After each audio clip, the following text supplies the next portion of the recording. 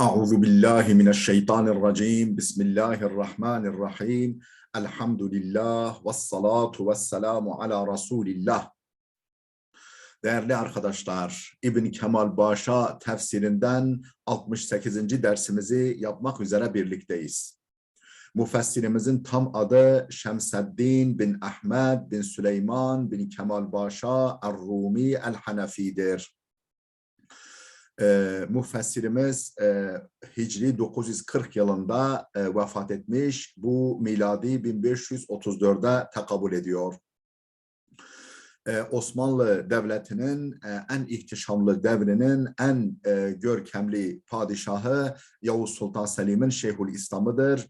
Çok büyük bir alimdir. 100'den fazla eseri var. Bu takdiminde bulunduğumuz kitap, tefsiri 9 cilttir, 4000'den fazla sayfayı ihtiva etmektedir.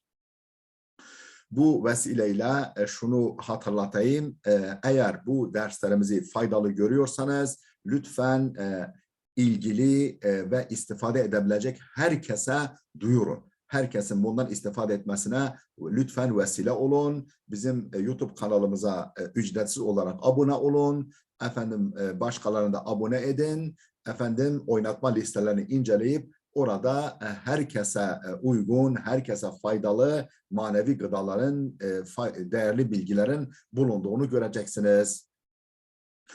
Bakara suresini işliyorduk. 61. ayete gelmiştik. Ne diyor bu ayet-i kerime? وَاِذْ قُلْتُمْ يَا مُوسَى لَنْ نَصْبِرَ عَلَى طَعَامٍ وَاحِدٍ فَادْعُ لَنَا رَبَّكَ يُخْرِجْ لَنَا مِمَّا تُنْبِتُ الْأَرْضُ مِنْ بَقْلِهَا وَقِثَّائِهَا وَفُومِهَا وَعَدَسِهَا وَبَصَلِهَا.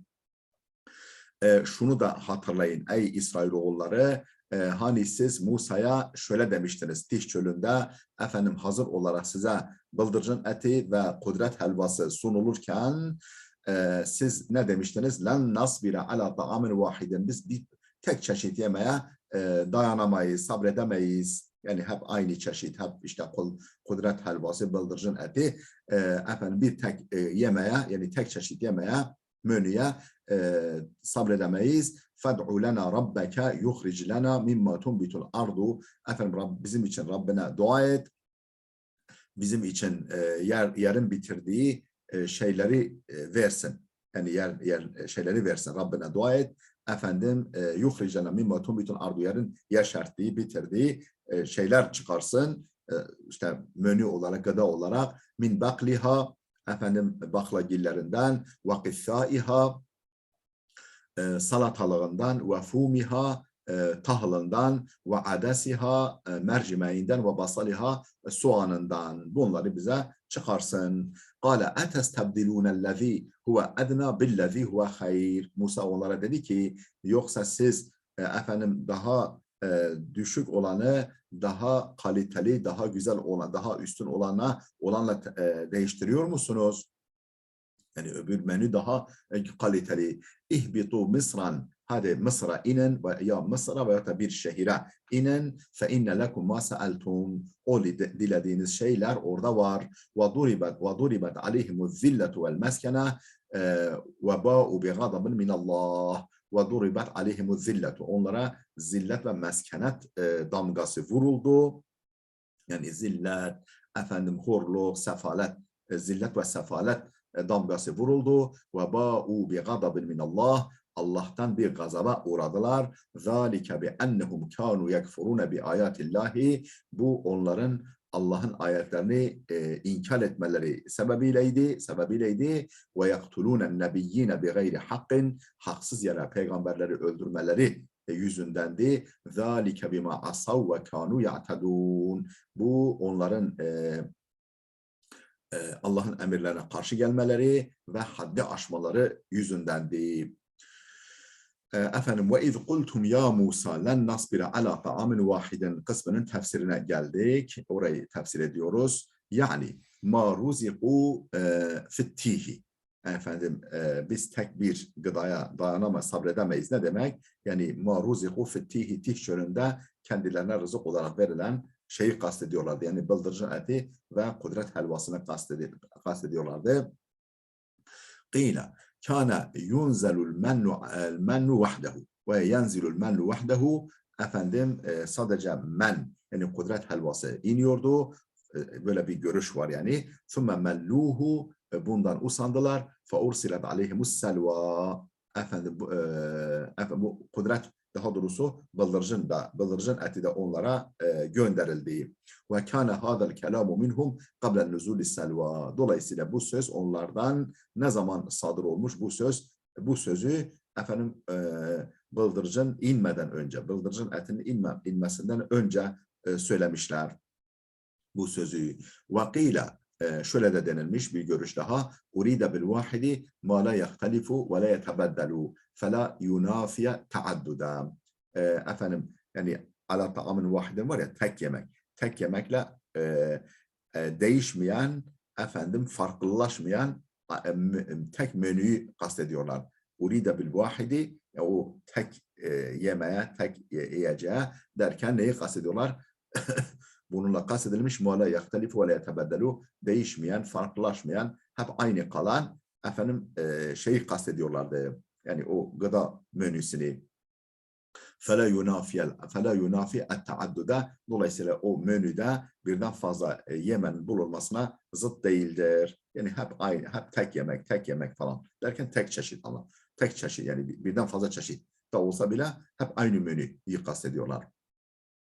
فَدْعُ لَنَا رَبَّكَ Rabbine bizim için dua et. سَلْهُ لَنَا بِدُعَائِكَ إِيَّاهُ وَفِي مَعْنَ التَّرْبِيَةِ الَّتِي هِيَ مَأْخَذُ الرَّبِّ مُنَاسَبَةٌ لِلْمَقَامِ Efendim selhu lena yani bizim lehimize, bizim için dile Allah'tan bir duaike duanla yani duanda bizim için dile iyyahu yani selhu lena bir duaike iyyahu yani ona dua ederken bizim için de iste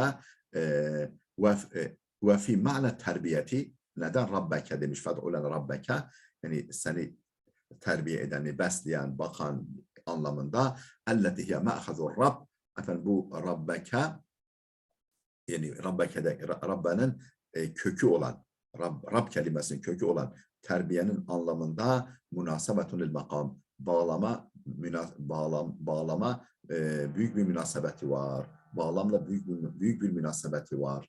Yani Rab ne demek? Besleyen, geliştiren, bakan anlamında. Madem ki o senin Rabbin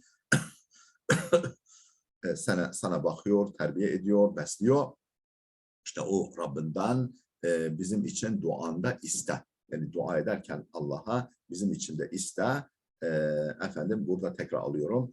Rab kelimesinin kaynağı, kökeni olan terbiyenin anlamında makama büyük bir münasebet var. Makamla büyük bir ilişkisi var. Bu Rab kelimesinin. Yuhric lena جزم على أنه جواب فدعو كأنهم طلبوا حصول ما طلبوه على سبيل خرق العادة كنزول المن والسلوى yani yuhric lana bizim için çıkarsın.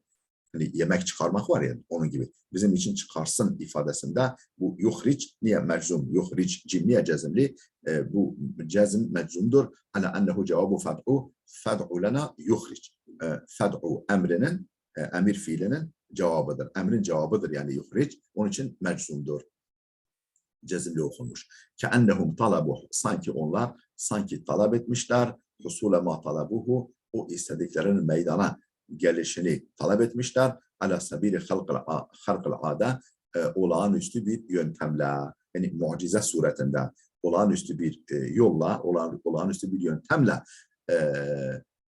istemişler. Yani öyle gelsin istemişler ki ennehum talabu husule ma talabuhu sanki o talep ettiği şeyin husulunu istemişler. Ala sabile halkıl ada nasıl istemişler? Harikulade yani olağanüstü efendim mucize suretinde gelmesini istemişler. Kenuzulil menni ve selva tıpkı o güne kadar ki efendim kudret helvası ve bıldırcının inişi gibi. Yani bu şekilde bize yerden çıksın gelsin. Yani biz çalışalım, çabalayalım değil. وَلِذَٰلِكَ قَالُوا Bunun için demişler yuhric. Ey yuzhir. وَلَمْ يَقُولُوا yumbit. Efendim yuzhir demişler. Yani yuhric. Yuhric yani ey yuzhir. Yani bizim için ortaya çıkarsın. Ve yumbit yani yaşartsın, bitirsin dememişler. وَلَمْ يَقُولُوا yumbit. وَاِنَّمَا كرر لنا مع أن في الثاني منهما غنى عن الأول إظهارا لصلة الدعاء النافع اهتماما في شأنه. Neden mesela fed'u lena rabbeke yuhric lena. Bak fed'u lena rabbeke yuhric. Ve fed'u rabbeke yuhric lena diyebilirdi. Yani o lena bir defa tekrar edilebilir. Bir defa söylenebilirdi. Neden lena tekrar edildi? Ma'a enne fi'thani minhuma gınen anil evvel. Oysa ikincisi söylenseydi birincisine ihtiyaç kalmazdı. İzharan li sıratı dua'in nafi' ihtimamen fi şe'nihi, efendim faydalı duayı ifade eden eklemede bulunmak için ihtimamen fi şe'nihi, yani durumuna önem verdiklerinden faydalı duayı ifade eden kaydı açıkça belirtmek için. Tekrar ediyorum. Yani durumuna önem verdiklerinden faydalı dua anlamına gelen efendim eki ifade etmek için. Yani şöyle mesela fed'u aleyna demiyor da fed'u lena, bizim lehimize. Yani dua beddua. Yani fed'u aleyna olsa Allah korusun bize beddua demek. Fed'u lena, bizim lehimize, bizim yararımıza dua et anlamında. Yani bizim için dua et. Ne olur bizim için dua et der gibi. Bizim için dua et. Ne olur bizim için dua et gibi. Yani biz deriz hani böyle tekrar bizim için de dua ediyoruz ya, işte onu belirtmek için, o vurguyu efendim göstermek için. Efendim sıla arkadaşlar yani ilave ifade, ek ifade. İzharen li sılatı duai en nafi'. Yani faydalı duayı ifade eden lam edatını lena, buradaki sılayı, eklentiyi izhar için, niçin? Böyle ihtimamen fi şe'nihi, durumuna önem verdiklerinden, yani özellikle bizim lehimize dua et, bizim yararımıza dua et. Efendim buna önem verdiklerinden dolayı mimma tumbitul ardu, yani yerin bitirdiklerinden. Min li tab'idi, efendim oradaki mimma tumbitul ardu yerin bitirdiklerinden, yani yerin yeşerttiklerinden. Oradaki mimma'nın başındaki min tab'iz içindir, yani yerin bitirdiklerinden bir kısmını olsun bizim için çıkarsın.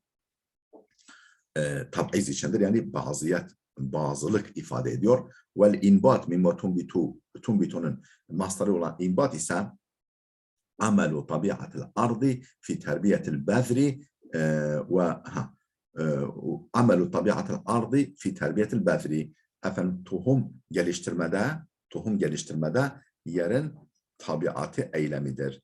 Yerin yapısı eylemi. Yani yerin, toprağın yapısının neden olduğu eylemdir. Amelu tabiatil arz, arzın tabiatının eylemidir. Ne konuda? Fi terbiyetil bedri, tohum yeşertme konusunda. Ve maddetun nebat bi teshirillahi teala iyyaha ve tedbirihi. Efendim ve maddetun nebat bi teshirillahi teala iyyaha ve tedbirihi. Efendim iyyahadaki arza gidiyor. Peki o nebat maddesi, yani nebat kökü, bu nebat kökü derken bu kelimenin kökü ve maddetun nebat, bu nebete kökü diyelim. Nebete kökü yani yaşartma, bitirme anlamındaki nebete kökü bi teshirillahi teala iyyahu ve tedbirihi, efendim Allah'ın toprağa musahhar etmesiyledir. Teshiri Allahi teala iyyaha. Yani Allah'ın o bitirmeyi, yaşartmayı toprağa musahhar kılması, toprağın tabiatına musahhar kılmasıyladır. Ve tedbirihi, ve onun efendim çekip çevirmesiyle. Onu Allah'ın teshiri ve tedbiriyledir, çekip çevirmesiyledir. Yani demek istiyor ki efendim tohumun efendim toprağın bağrında, toprağın kucağında gelişmesi Allah'ın o tohumu toprağın tabiatına musahhar kılması sebebiyledir. Ve maddetun nebat bi teshirillahi teala iyyaha ve tedbirihi. Efendim Allah'ın ona teshiri ve tedbiriyledir. Veya şöyle diyelim değerli dostlar, ben fikir değiştirdim. Efendim Allah'ın toprağı musahhar kılması ve yönetmesiyledir. Toprağı musahhar kılması bu iş için ve yönetmesiyledir. Bu nebete maddesi bunu ifade ediyor. Yani toprak Allah'ın bir memurudur. Bu son görüşümü altını çiziyorum. Son görüşümde kararlıyım, yani değiştirmem artık. Ve maddetun nebati, efendim bu nebete yani yaşartma anlamındaki nebete kökü yani bir teshirillahi teala iyyaha. Allah'ın toprağı, yeri musahhar kılması ve tedbirihi onu çekip çevirmesiyledir.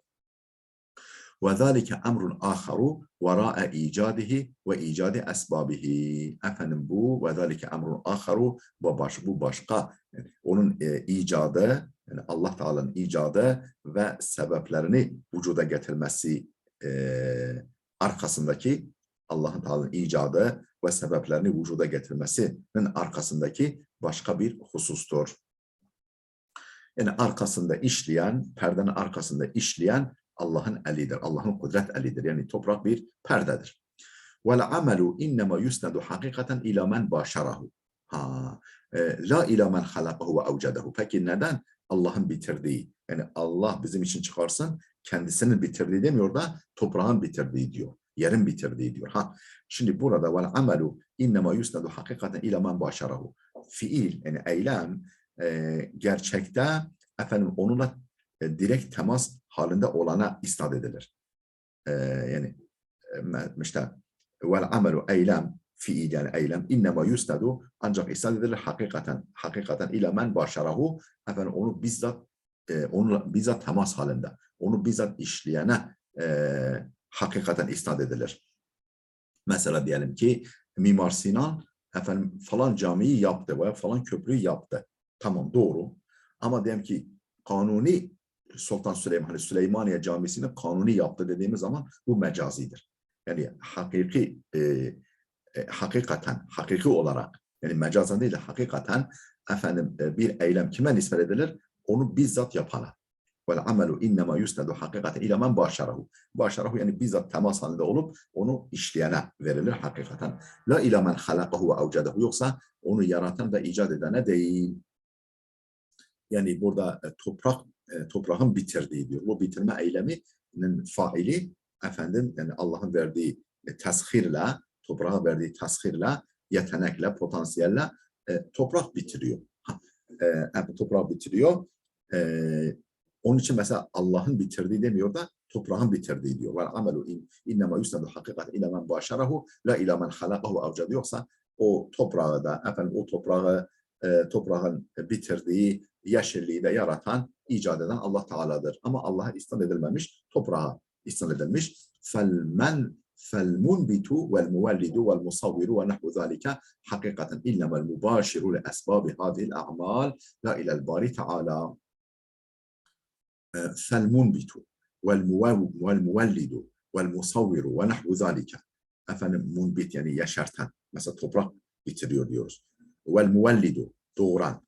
وَالْمُصَوِّرُ efendim tasvir eden, şekillendiren ve nahvu zalika ve benzeri eylemler, yani bu daha doğrusu munbit bitiren, muvellid doğuran, musavvir şekillendiren, tasvir eden, şekillendiren bu sıfat ve nahvu zalika hakikaten gerçekte kimdir? El-mübaşir li esbabi hazil ahmal, bu eylemlerin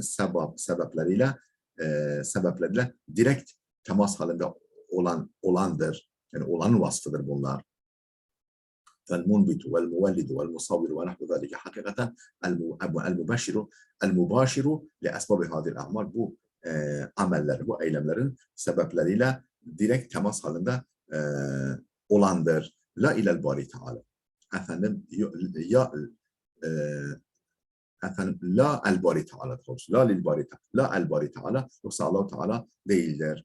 Mesela annemiz bizi doğurmuş, değil mi? Efendim yani o halbuki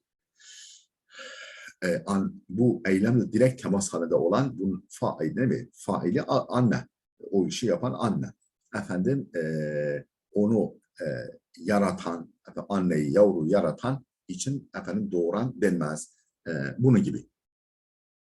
Ve innema ve innema nusibe ileyhi kenisbetil katli vel kat'i vel kesri ileyhi. Peki bu gibi eylemlerin Allah'a nispet edilmesi ne şekildedir? Ve innema nusibe ileyhi. Peki bunlar Allah'a nispet edilmesi ne gibidir? Kenisbetil katli vel kat'i vel kesri ileyhi. Efendim katil, kesmek, kırmanın Allah'a nispet edilmesi gibi. Yani katlin faili Allah, kesmenin faili Allah, efendim kırmanın faili Allah'tır. Ama yani kul yani o işte temas halindeki sebep kuldur. Temas halindeki yani bir fiil efendim onu işleyen kuldur. Onu kesmeyi, katli yapan, kesri yapan kuldur. Yani yaratıcı Allah'tır. Likavnihi el mumekkine minha. Peki neden Allah'a bu fiiller yani efendim nispet edilmesine açındadır? Ne açıdandır? Likavnihi mumekkine minha. Çünkü bu eylemlere imkan veren Allah'tır. Yani onun efendim yapabilme imkanını veren Allah'tır. Allah istemezse katil de olmaz, efendim kesmek de olmaz, kırmak da olmaz. Hiçbir eylem olmaz. Yani imtihan gereği bu işlere efendim, imkan veren, yani yapabilme potansiyelini yaratan Allah'tır. Bu açıdan yani Allah'a nispet edilir. El ardu min bakliha. Daha doğrusu min mutumbitul ardu. O ardu kelimesi burada fazla gitmiş değerli. Çünkü yukarıda var zaten. Min bakliha ve qithaiha ve fumiha ve adasiha ve basaliha. Min bakliha yani baklagillerinden. Ve qithaiha salatalığından. Ve fumiha tahılından. Ve adasiha mercimeğinden. Ve basaliha efendim sarı ve soğanından. Bunları bize çıkarsın yer. Tefsiru, daha doğrusu yerin bitirdiği şeyleri Allah bize çıkarsın. Yani yemek olarak çıkarsın. Tefsirun ve beyanun vaka'a mevka'al hal minad damir mimma tunbitul ardu. Yani mimma tunbitul ardu. Yani yerin bitirdiği şeylerden. Mimma tunbituhudur aslında. Mimma tunbitul ardu tunbituhudur. Yani o sıla cümlesinde ait zamiri tunbituhudur. İşte o gizli olan zamirin tefsiri ve beyanıdır. Nedir o yerin bitirdiği şeyler? El-ardu min bakliha. Min bakliha. İşte bunlar o yerin bitirdiği şeylerin tefsiri ve beyanıdır.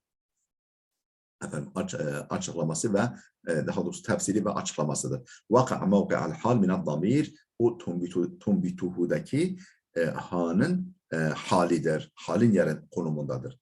Vaka'a yer almıştır. Mevki'al hal minad damir. Oradaki tumbituhu, gizli olan tumbituhu'nun hali konumunda yer almıştır. Hali konumundadır.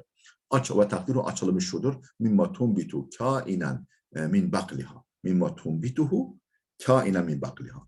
Ne olarak bitirdiği efendim yerin işte baklasından, baklagillerine vesaire.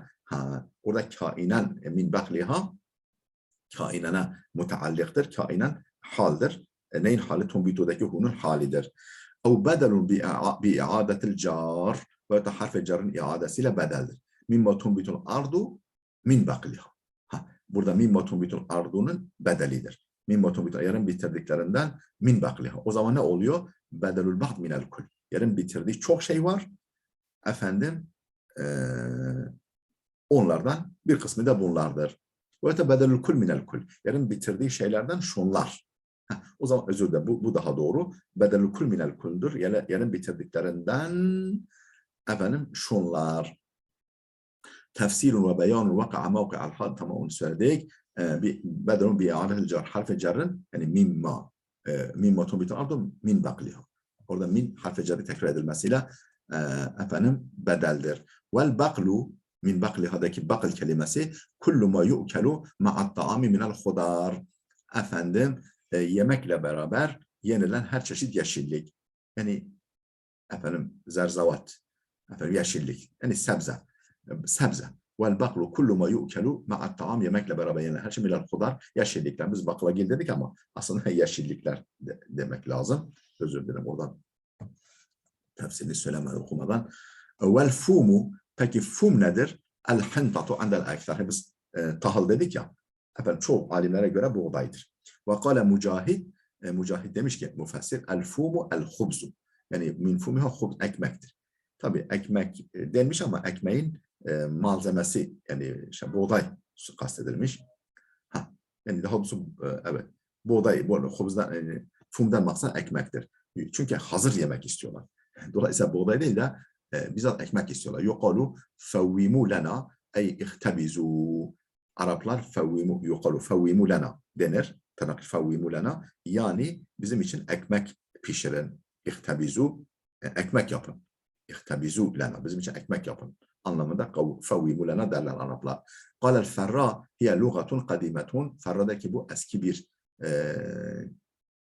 ifadedir. Yani eski bir kelime. Lugatun kadimetun. Kadim bir lugat, kadim bir ifadedir. Kadim bir söylemdir diyelim. Vakile es-sumu, şöyle de es-sum vakile ve fumiha. Vakile es-sum. Yani bu efendim sum yani sarımsak olduğu da söylenmiş. Ve la dalalete fi kıraati ve sumiha aleyhi. Ve sumiha efendim kıraatında buna bir dalalet yoktur. Ve sumiha. Ve la dalalete fi kıraati ve sumiha aleyhi. Ve sumiha kıraatında buna bir dalalet yok. Demek ki ve fumiha dedi ve sumiha da okunmuş, buna bir dalalet yoktur. Lianne fa'a tubdalu minel fa. Çünkü ve fumiha okunsa bile yine fumihadır. Çünkü o fa'dan dönüşmedir. Çünkü fa'ya dönüştür. Yani fa'dan dönüşmedir. Yani fa'ya dönüşebilir. Kema kalu, nitekim Araplar şöyle derler. Mağafir ve mağafir. Mağafir de derler, mağafir de derler. Ve cedef derler. Yani fa'ya dönüşebiliyor ve fa'ya dönüşebiliyor. Velev kan fa'ya dönüşebiliyor. Velev kanel muradu es-suma lekanel munasibu en yuzkara ba'del adas. Peki sum yani sarımsak olamaz mı? Yani onun peki bazı meallerde öyle veriliyor. Velev kanel muradu es-suma, şayet burada buğday değil de efendim ve ekmek değil de sarımsak olsaydı, maksat sum olsaydı, yani sarımsak olsaydı, lekânel münâsib en yuzkara ba'del adas, o zaman mercimekten sonra gelirdi. Yani uygun olan mercimekten sonra işte sarımsağından, soğanından, mercimeğinden, sarımsağından, soğanından yani ortada gelmezdi yani. Min bakliha ve qissâiha, yani yeşilliğinden, ve qissâiha, efendim acurundan, ve fumiha buğdayından ve ekmeğinden, ve adasiha mercimeğinden, ve fumiha, yani orada gelmezdi. Yani o zaman efendim mercimekten sonra gelirdi yani. Demek orada uygun gelmesi daha uygun olurdu diyor. Vel qissâ'u cem'u qussâ'etin. Qissa kelimesinin çoğuludur. Qissa yani şecaratun şecar gibi, hacaratun hacar gibi. Efendim qissa tekildir. Qissa çoğuldur. Qissa kelimesi çoğuludur. Ve huve nev'un aharu min cinsil khiyar. Salatalık türünden, cinsinden bir başka türdür. Yani biz buna efendim acur diyoruz. Vaktira sigatul cem'i buna li fasahatiha. Peki niye ve qissâiha ve qussaatiha dememişler? Ve qissâiha demiş. Yani daha fasih. Yani söylemi daha kolay. Ve amma ma'nel cem'i, peki o zaman acurlarından, niye diye manada acurundan diyoruz, acurlarından demiyoruz. Ama çoğul manası nereye kayboldu? Kad batala bir tarif, başına el takısı gelmekle iptal edilmiştir. Fakat batala yani ortadan kalkmıştır bir tarif el takısının gelmesiyle. Ademi münasebetil makam, çünkü bağlama uygun değildir. Mesela işte efendim buğdayından, bilmem mercimeğinden, bir de salatalıklarından. Yani bu şekilde söylemek yani makama münasip bu bağlama akışa uygun düşmemektedir. Kıyla şöyle denilmiş. Kânel kavmu fellâheten. O yani Ben İsrail Mısır'da çiftçilik yapıyordu. Yani ırgat yani çiftçilik yapıyor. Tarlalarda maraba gibi çalışıyorlardı. Kânel kavmu fellâheten. Ben İsrail'in topluluğu çiftçiydi. فَنَزَعُوا إِلَى عَكَرِهِمْ وَاشْتَهَوْا مَا أَلِفُوهُ. Efendim o eski ne diyelim tarlalarını özlediler. فَنَزَعُوا إِلَى عَكَرِهِمْ, kendi tarlalarını özlediler. وَاشْتَهَوْا مَا أَلِفُوهُ, o alışkın oldukları şeyleri canları çekti. Alışkın oldukları şeyi canları çekti. Bunlara alışkındılar. Bunları canlı şey. Bunlar nerede? Bizim soğanımız, mercimeğimiz falan. Kale. Ey Allah. Allah buyurdu ki onlara ev Musa aleyhisselam. Burada kale dedi. Kim dedi? Ya Allah. Ve öte Musa aleyhisselam onlara ey da'a fe'acabahu Allahu Teala lima da'a. Ey da'a fe'acabahu Allahu Teala lima da'a. Şimdi Musa dua etti. Allah da onun duasını kabul etti. Fekal Allahu Teala ev Musa aleyhisselam biiznihi. Ya ondan sonra ardından Allah veyahut da Allah'ın izniyle Musa dedi ki etestebdilûnellezî huve ednâ. Efendim ne dedi? Etestebdilûnellezî huve ednâ. Daha aşağı olanı mı tercih ediyorsunuz? Ey tatlubûne tebdîlellezî huve ednâ. Yani daha aşağı olanın değiştirilmesini mi talep ediyorsunuz? Etatlubune tebdilellezî huve ednâ vel mansubu huvel hasıl. Şimdi yani daha aşağı olanla değiştirilmesini mi talep ediyorsunuz? Vel mansubu huvel hasıl vellezî yedhulu aleyhil ba'u huvel zâil. Ne diyor? Burası bir olmaca gibi gerçekten ama anladım yani ne diyor. Etestebdilûne ellezî. Burada ellezî mansuptur. Yani etestebdilûne'nin mef'uludur. Huve edna billezî. Daha doğrusu billezî ellezî huve edna billezî. Oradaki o da ba'nın başına geldiği ise zaildir. Yani vel mansub huvel hasıl. Etestebdilûne lezî. Yani hani kudret helvası ve bıldırcın gitti. Öbürü geldi ya. Vel mansub huvel hasıl. Efendim etestebdilûne ellezî. Yani şunu mu tercih ediyorsunuz? Yani bu hasıl olan, yani yerine gelen mansup yerine gelendir. Yani hasıl olandır. Yani o kudret ve bıldırcın aleti gitti ya, öbürü geldi. Ve etestebdilûne tercih edilen o husula gelendir. Mansup olan. Ellezî mansup ya mahallen mef'ul konumunda. Vellezî yedhulu aleyhil ba billezî hiye edna. Billezî huve edna. Yani o ba'nın geldiyse zail olandır. Edna daha doğrusu billezî huve hayr. Daha doğrusu billezî huve hayr. O zail olan yani ortadan kalkan yani bir menü kalkıyor öbür menü geliyor. Vellezî yedhulu aleyhil ba o başına ba'nın geldiyse billezî huve hayr. O zail olandır. Yani ortadan kalkandır. Yani kaldırılıyor, öbürü geliyor. Ve edna, peki edna kelimesi ellezî huve edna kelimesi ef'alu. Ef'alu kalıbıdır. Ef'alu veznindedir.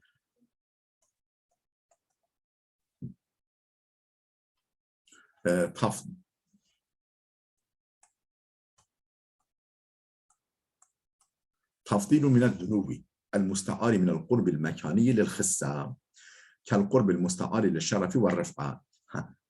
أفعلوا شيء أدنى أفعلوا وزنdir. Tafdilun mined dunuvi. Dana ve dunuv kökünden isme tafdildir. Yani daha üstün anlamında, daha aşağı anlamında. Dana ve yani aşağı demek. Ad-dunuv aşağılık demek. Efendim mined dunuvi aşağılık kök manasından isme tafdildir. Yani daha aşağı. El musta'ari minel kurbil mekaniyi lil hissa. Efendim mekan bakım aslında dönü yakın demek yani efendim mekani yakınlıktan istiare yoluyla kullanılmış lil hıssati değersizlik için mekani yakınlıktan alınıp istiareten yani mecazen değersizlik için kullanılmıştır. Yani böyle hemen elinizin altında olanı yani rahatlıkla elde edilebileceğin böyle size yakın elinizin altında olanı tercih edip efendim ta kudret helvası, efendim baldırcın eti değil mi? Bu yani öyle yakın şey değil. Yani mined-dünû el-musta'ari minel kurbil mekaniyi normalde mekani yakınlık. Yani mekansal yani yakınlıktan istiara yoluyla mecazen alınmış hisseti efendim değersizlik için mecazen kullanılmış. Kel kurbi el-musta'ari li'şerefi ve rif'a. Aynı şekilde efendim el-musta'ari şeref ve yani şeref ve yücelik için kel kurbi el-musta'ari li'şerefi ve mesela yakınlık kurb. Bakınız dunu aşağılık ama kurb hani karibun min Allah var ya Allah'a yakınlık bu da şeref ve rifat için istiare yoluyla kullanılıyor. Bakınız karuba yakın oldu. Deneve o da yakın oldu. Birisi değersizlik için istiare yoluyla kullanılıyor.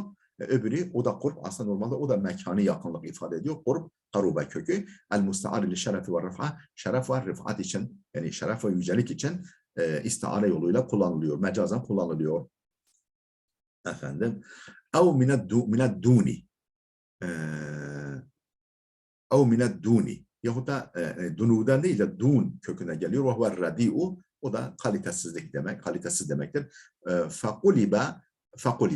Yani dana ve davana. Dunu. Dunu değil mi? Yani dunu devaneden gelmedir diyor. Peki ne olmuş da yani harfleri yer değiştirmiş. Buna kalp diyorlar. Yani harfleri yer değiştirmiş. Dana ve nunla vav yer değiştirmiş. Ve radi'u yani kalitesiz şey demektir. Fakulibe kalp yapılmış. Yani harfleri yer değiştirilmiş. Ve asluhu adna'u. Adna o zaman adna'udur aslı. Eğer bu yaklaşıma göre fesuhhilet hamzetuhu bi ibdaliha alifan mined danaati. Danaat kökünden olup alifi yani hafifletilmiş. Fesuhilet hamze. Hamzesi hafifletilmiş. Alife dönüştürülmüş. Teshil edilmiş. Yani alife dönüştürülmüş hamzesi. Bir ibdaliha alifan. Alife dönüştürülmekle hamzesi kolaylaştırılmış. Hamzesinin söylemi kolaylaştırılmış. Alife dönüştürülmesiyle mined danaati danaat kökünden. Vakat kuri'e bil hamzeti hamze ile de okunmuştur. Adna. Adna'i. Huve adna'u diye de okunur. Hamze ile de okunmuştur diyor. Öyle bir kıraat da var. Billeti adna huve adna'u. Huve adna'u diye okumuş. Adna'u da okumuş. Hamze aynen durarak. Billeti huve hayır. Daha hayırlı olanı verip daha öbürünü mü tercih ediyor? El mennu ve selva. Burada daha hayırlı olan nedir? Daha kaliteli, daha hayırlı. Kudret helvası ve bıldırcındır. Ve innema kana hayran lihusulihi bila ta'abi. Ve vusulihi min cihatir Rabbi teşrifan ve hulusihi an şübhetil hatar ve kevnihi za hatarin bi khilafil bukul. Peki niye bıldırcın eti ve selva, şemmen ve kudret helvası ve selva bıldırcın eti neden daha hayırlıdır? Ve innema kana hayran. Hayırlı olması, daha hayırlı olması, daha iyi olması yani lühusuli bila ta'ab. Zahmetsiz elde edilmesi. Bir. Ve vusulihi min cihatir Rabbi teşrifen. Onları onurlandırmak için Rab tarafından ellerine geçtiği yani teşrif için Allah'tan geliyor direkt. Ve vusulihi min cihatir Rabbi teşrifen. Yani onları onurlandırmak için, onları onur etmek için Rab tarafından, Allah tarafından ellerine ulaştığından ikinci husus, ikinci gerekçe ve hulusihi an şübhetil hatar risk şüphesinden ari olduğundan ve hulusihi an şübhetil hatar. Yani diyelim ki yani burada şüphe yok. Yani böcek yok, haşerat yok. Ve an şübhetil hatar yani tehlike riski yok. Mesela diyelim ki diğer yerin bitirdiği şey bazı şeyler, bitkiler zararlı da olabiliyor. Burada öyle bir zarar da yok. Yani halis, muhlis test edilmiş. Yani gelmiş. Kudret Allah'tan gelmiş. An şübhetil hatar. Hatar tehlike demek. Ve kevnihi za hatarin ve kevnihi za hatarin ve hulusi an şübhetil hatar ve kevnihi za hatarin.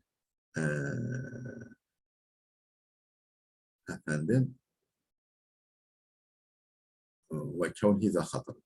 Ben şöyle anlıyorum arkadaşlar. Yani tehlike şüphesi yok. Yani bazı yerin bitirdiği şeyler zararlı da olabiliyor. Burada bu kudret helvası ve bıldırcın ette böyle bir risk yok. Ve kevnihi za hatarin bir de bu yani önemli. Yani hatar burada önem anlamı da var. Bir hilafil bukul ama yani hatar kıymetli olması. Bir hilafil bukul. Ama mesela yerin yeşerttiği şey, yani yeşillikler böyle değil. Yerin bitirdiği diğer yeşillikler böyle değil. Yani bütün bunlar tehlike zararlı olabilir. Bazı zararlı mesela mantar çeşitleri var zararlı. Ondan sonra bazı otlar birbirine çok yakın ama biri zararlı olabiliyor. Ama onlarda öbür diğer gelen menüde o tehlike yok. Bir de hatar yani büyük yani önemli anlamı da var. Önemli, değerli olmasından da daha hayırlı. İhbitu Mısır'a. Hadi Mısır'a inin. Yani burada ne demek Mısır'a inin? İnhadiru ileyhi. Yani oraya inin. فَاِنَّ الْقَادِمَ عَلَى خَطَرٍ كَأَنَّهُ مُنْصَبٌ عَلَيْهِ. فَاِنَّ الْقَادِمَ عَلَى خَطَرٍ فَكَأَنَّهُ مُنْصَبٌ عَلَيْهِ. Efendim, hadi Mısır'a inin. Yani orada riskli yer. Hadi bakalım Mısır'a inin bakalım. Orada inin bakalım Mısır'a. İnhadiru ile, yani oraya inin. فَاِنَّ الْقَادِمَ عَلَى خَطَرٍ, bir tehlikeye doğru giden كَأَنَّهُ مُنْصَبٌ عَلَيْهِ, sanki oraya hani biz tehlikenin içine düştük diyoruz ya. Tehlikenin içine düştük. Kendimizi içinde bulduk. كَأَنَّهُ مُنْصَبٌ عَلَيْهِ, sanki oraya dökülmüş gibi. Sanki oraya yuvarlanmış gibi. Yani bir tehlikenin içine düşen sanki oraya yuvarlanmış gibidir. Türkçe'de öyle. Tehlikenin içine yuvarlandık falan. Vel Mısru, peki Mısır nedir? El beledul azim, büyük beldedir. Büyük yerleşim yeridir Mısır. Ey inzilu ba'dal amsar Mısır. Yani hadi bir şehre inin bakalım. Orası sahipsiz mi? Siz burada çölde ekmek elden su gölden geçiniyorsunuz. Ey inzilu ba'dal amsar, yani şehirlerden birine inin bakalım. İn kuntum turidune hadil eşya. Eğer bu şeyleri istiyorsanız, canınız bunları istiyorsa hadi bir şehre inin bakalım. O zaman yarın oranın ahalisiyle savaşın. Oraya inin bakalım. Sizi sokarlar mı? Ve yahtemilu en yuridel aleme. Yani ihbitum Mısır'a, o zaman bizim bildiğimiz Mısır. Mısır mıntıkası. Mısır yani şeyi, Mısır ülkesi. Bu alem, yani özel isimle kastetmiş olabilir. A'li Mısır'a Firavun'a, yani Firavun'un Mısır'ı. Ve sarfuhu li ademi sebebin ahara ala iradetil belad. Peki neden ihbitum Mısır'an, neden sarf yapılmış? Sarf yani gayrimunsarif kullanılmamış. Neden? Temin verilmiş. Malum sarf gayrimunsarifin zıddı. Yani neden munsarif kılınmış? Neden temin verilmiş burada? Halbuki gayrimunsarif olsaydı temin, esrebe temin almazdı. Ve sarfuhu, yani burada munsarif kabul edilmesiyle ademi sebebin ahara, başka bir sebebin olmamasından, ala iradetil beled. لعدم سبب آخر عليها. Şimdi yani eğer ihbitu Mısır'a, tamam isim var ama başka bir sebep yok. Başka bir sebep yok. Yani malum iki tane sebep olması lazım ki gayrimusarraf olsun. Mısır'a o zaman temin alınmış. Temin almış yani. Başka bir tek sebep var. Bu bir. Evle sukuni vasatihi. Yahut da efendim eğer Mısır kastedilirse, Mısır yani Firavun'un Mısır'ı kastedilirse, orta harfi, yani 3 harfli kelimeler özel isim de olsa o zaman ne olur? Yani yabancılık ve özel isim de olsa ne olur? Yine munsarif olur çünkü orta harfi cezimlirse. Mesela Nuh gibi. Nuh. Ve li sukuni vasatihi, orta harfi sukun olduğundan. Mısır. Yani normal bizim bir ülke adı olsa bile yine orta harfi cezimli olduğunda, 3 harfli olup orta harfi cezimli olduğunda efendim yine munsarifta gayrimunsarif sayılmaz. Onun için temin alabilir. Burada temin alabilmiş. Ve yuayyiduhu ennehu gayru munavvenin fi mushafi Ubey'in. Bu görüşü destekler. Ubey İbn Ka'b'ın mushafında tenvinli olmaması. Yani ihbitun Mısra. Ubey İbn Ka'b'ın mushafında ihbitun Mısra. O zaman nedir? Yani daha doğrusu ortası sakin olduğu zaman munsarif da olabilir, gayri munsarif da kabul edilebilir. Yani temin de verilebilir, verilmeyebilir de. Peki buradaki Mısır, Firavun'un Mısır'ı olduğu nereden anlaşılır? Ubey İbn Ka'b'ın mushafında tenvinsiz gelmesi kıraati de bunu destekliyor. Ve kıraat İbn Mes'ud, İbn Mes'ud'un kıraatinde de. Ve kıyla asluhu Mısra'in. Mısır'ın aslı Mısra'indir. Fe'urribe, Arapçalaştırılmış. Mısra'in'de Arapçalaştırılmış. Ve lisarfihi hine izin ve şunu ahara. Peki o zaman yabancı kelime olmasına rağmen neden? Munsarıftır. Gayrimunsarif değil, munsarıftır. Bu durumda munsariflığının gerekçesi için başka bir neden var. O da şudur: ve huve ennehu la i'tidada bil ucmeti li vücudu ta'ribi ve tasarruf. Yani bir kelime Arapçalaştırılmışsa, efendim Arapçadaki gibi kalıplara sokulu tasarruf, yani Arapçadaki gibi kalıplara, yani Arabi kalıplara, vezinlere, sigalara, kalıplara sokulabiliyorsa, efendim Arapçalaştırılmış ve Arapçalaştırmanın söz konusu olması ve değişik kalıplarda gelmesi sebebiyle efendim artık yabancı kökenli olmasına itibar edilmiyor. o gerekçe şu ennehu la i'tidada. Yani itibar yoktur. Bil ucmeti yabancılığına itibar yoktur. Li vücudi ta'ribi ve tasarruf. Yani Arapçalaştırma ve de Arapça kalıplarda kullanma söz konusu olduğundan. Fe inne lekum ma sa'altum. Sizin için istediğiniz orada var. Lemma kana hâzâ fi kuvveti kavlihi fevecedû ma sa'aluhum. Efendim, değerli dostlar burada dursun. Burada dursun çünkü videomuz oldukça uzadı. Efendim gelecek dersimize kadar Allah'a emanet olun.